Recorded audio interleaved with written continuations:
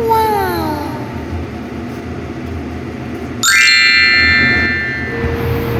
Isang mapagpalang araw sa ating lahat. Welcome to my vlog. Itong araw na ito ay gagawa tayo ng sabaw. Tapos ito yung ating ulam sa ngayong hapunan. Magluluto rin tayo ng gulay. Ang ating sabaw nga pala ay isda. Ito yung balat ng bangus. Ayan kasi ayan pa yung adobo na natira namin. Tapos meron pa kaming chicken at galing yan sa mga paypay.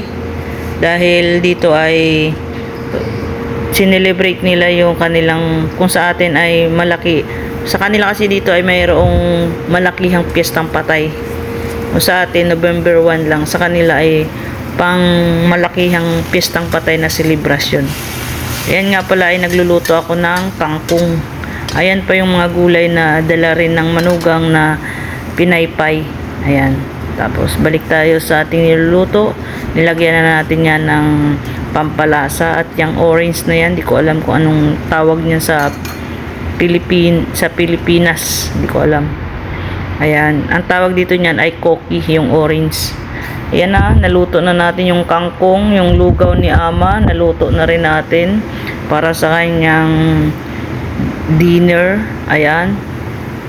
May patola nga pala kami dito na ginisa. Ito na yung aking patola na niluluto, na ginigisa lang sa bawang at lagyan lang ng pampalasa ay okay na.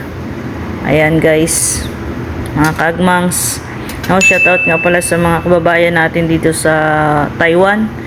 Sa mga hindi pa nakakilala, ako si Nel Agmangs TV, isang caretaker dito sa Taiwan. Nag-aalaga ng elderly. Ayan, ama ang tawag sa lola. Ayan ayan na yung ating naluto na.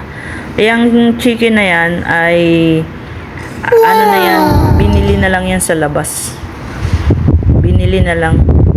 Ang niluto ko lang dito ay yung kangkong at patola at lugaw ni Ama. Ayan, yung adobo na yan, niluto yan nung manugang nung nagpaypay sila dito nung Saturday.